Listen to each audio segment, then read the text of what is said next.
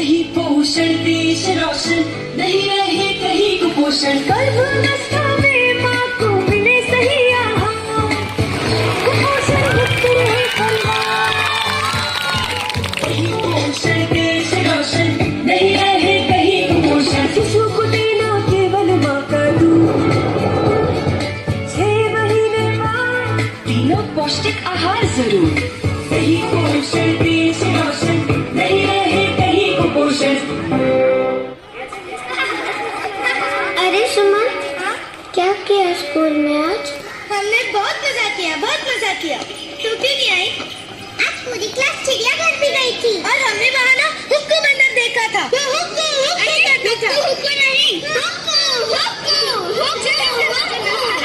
पापा, मैं बार बार क्यों बीमार पड़ती हूँ? मैं सबके साथ स्कूल कब जाऊंगी पापा? सब ठीक हो जाएगा, थोड़ा सा बुखार ही तो है। अपने बच्चों को कुपोषण से बचाना है तो ये 4 बातें जरूर याद रखें। 1. गर्भवती को खाना अच्छा। 2. पहला गाढ़ा दूध है सच्चा। 3. 6 महीने से स्तनपान।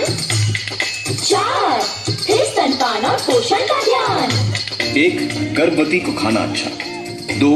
पहला गाढ़ा दूध है सच्चा। 3. 6 महीने सिर्फ स्तनपान। और 4. फिर स्तनपान और पोषण का ध्यान। फिर से खदेड़ना है दुश्मन को बाहर, ताकि हमारे देश का भविष्य, हमारे बच्चों का भविष्य मजबूत हो सके। तो आइए मिलकर कुपोषण के खिलाफ एक जंग छेड़े।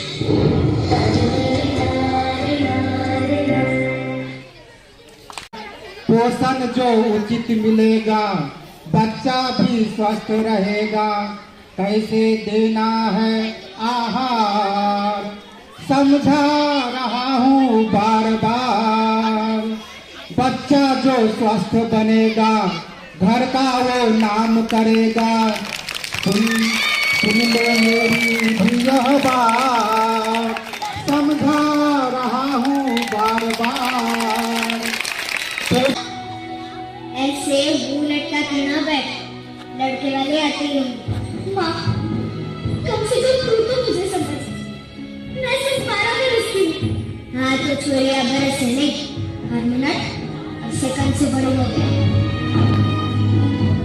थारे बाबा इसी उम्र में लाए थे आप। माँ, वो वक्त कुछ और था, ये वक्त कुछ और है माँ। बेटा, और तो कवच ना कभी बदला है, ना कभी बदलेगा। माँ, तो अभी मुझे पढ़ना चाहती, कुछ बनना चाहती हूँ, उसका क्या? क्या करेगी इतना पढ़ लिख के? पति का दिल का रास्ता सीधा पेट से होके निकलता है। पानी और रसोई को बड़ी सीखते, यही काफी है। उस लड़के की उम्र मुझसे 2 गुनी है। हाँ, तो घर तजुर्बे से चलता है, औरतों के बक से नहीं। वो नशा करता है, दारू पीता है, मैं उसके साथ नहीं रह सकती माँ।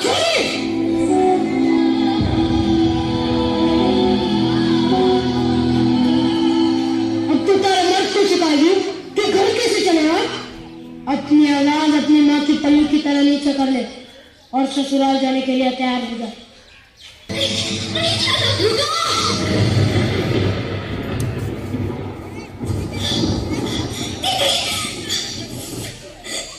तुम घबराओ मत, कोई तुम्हें नहीं ले जाएगा। आप ये ग्रहण नहीं करवा सकते, गुड़िया अभी बालिग नहीं हुई है, सिर्फ 12 साल की है वो अभी। थोड़ा सराहनी तो हो चुकी है ना,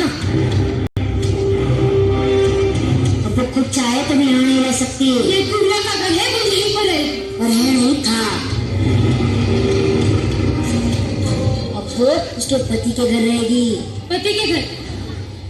अजीब है ना, शादी होते ही एक लड़की अपने घर से पराई हो जाती है, और जिस घर के लिए वो पराई होती है वो घर कभी उसे अपना बना ही नहीं पाता। मैं तेरे हाथ जोड़ू, भगवान की रिया बड़े ससुराल चले जा। और इसकी बातों में ना कमाल की बात है ना, जिस बच्चे को माँ बाप अपनी गुड़िया समझकर इतना बड़ा करते हैं, उसे दुनिया कितनी आसानी अपना खिलौना समझ बैठती है।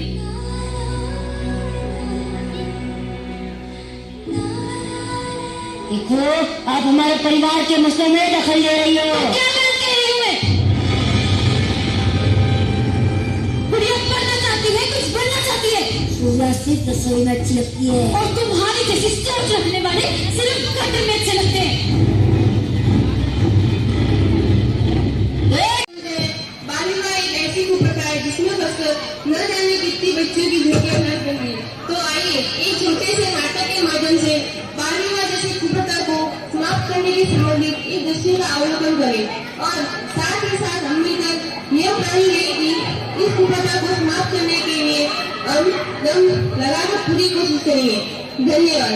तो शादी नहीं कर दिए? हाँ बहन, बहुत अच्छे क्रिसमस कार्ड लेके आए।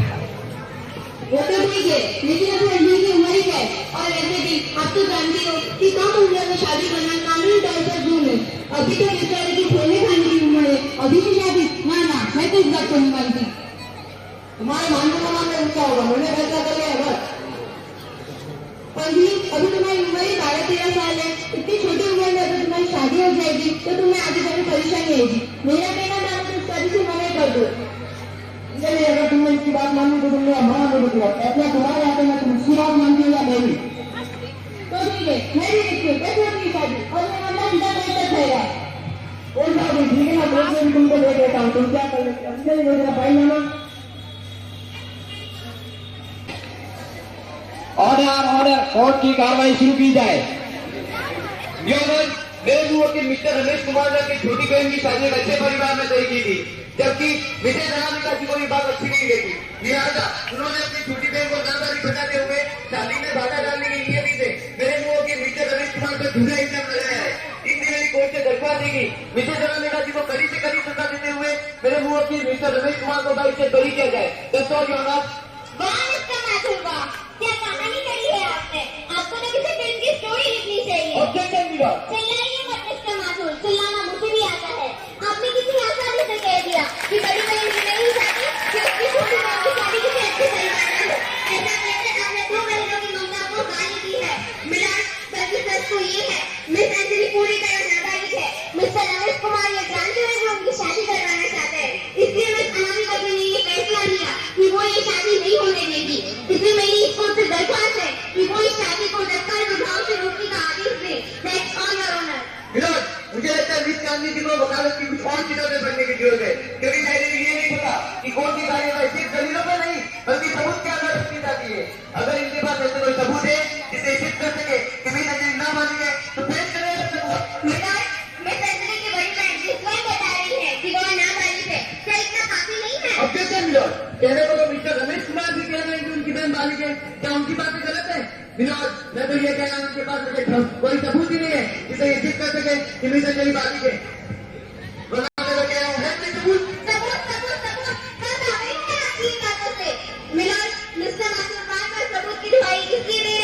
क्योंकि उन्हें पता है मिस अंजलि कभी स्कूल तो गई नहीं। और रही बात उनके जन्म प्रमाण पत्र की, वो भी मिस्टर रमेश कुमार ने पास किया। अगर आपको मेरी बातों पे भरोसा ना हो तो आप मिस अंजलि को बुला सकते हैं। अभी दूध का दूध और पानी का पानी हो जाएगा। मिस अंजलि को विटनेस बॉक्स में हाजिर किया जाए। मिस अंजलि हाजिर हो। विलास, मैं मिस अंजलि से कुछ सवाल करने की इजाजत चाहती हूँ। इजाजत है। हाँ तो मिस अंजलि, आप मुझे ये बताइए कि आपको अपनी बड़ी बहन से कोई दुश्मनी है क्या? नहीं। तो मेरे भाई से कौन सी दुश्मनी है? आप जानते हैं मिस्टर माथुर, पहले मुझे मेरे सवाल तो करने नहीं दीजिए। हाँ तो मिस अंजलि, आप मुझे ये बताइए कि क्या ये बात सच नहीं है कि आप अभी 15 या 16 साल की हैं और ये जानते हुए कि आपके बड़े भाई आपकी शादी करवाना चाहते हैं ताकि वो अपनी जिम्मेदारियों से मुक्त हो जाए?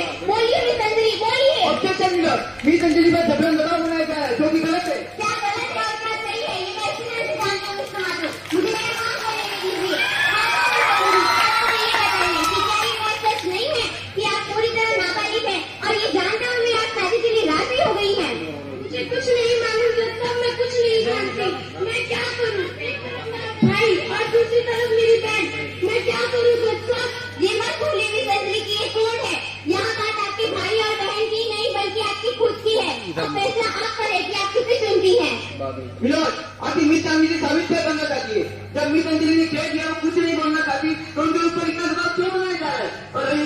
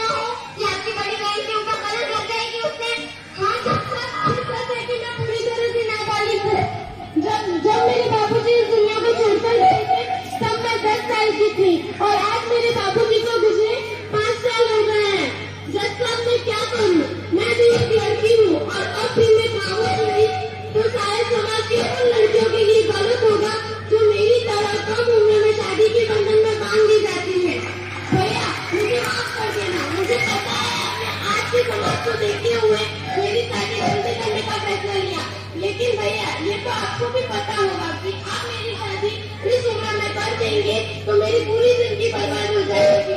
जज मेरी आपसे दरख्वास्त है कि इसने मेरे भाई को सजा नहीं देता क्योंकि उन्होंने भी मजबूरों पर यह फैसला लिया था। प्लीज जज प्लीज। ऑर्डर ये समझने की गवाही से यह बात स्पष्ट हो चुकी है कि इनकी उम्र अभी 15 साल ही है। इतनी छोटी उम्र में शादी करना कानूनी जुर्म है। लिहाजा ये अदालत मिस्टर रमेश कुमार को हुक्म देती है जब तक मिस संजय की उम्र 18 वर्ष न हो जाए तब तक इनकी शादी नहीं कर सकते। साथ ही साथ ये अदालत विशेष अनामिका जी को इस बाल विवाह रोकने संबंधी प्रयासों की सराहना करती है।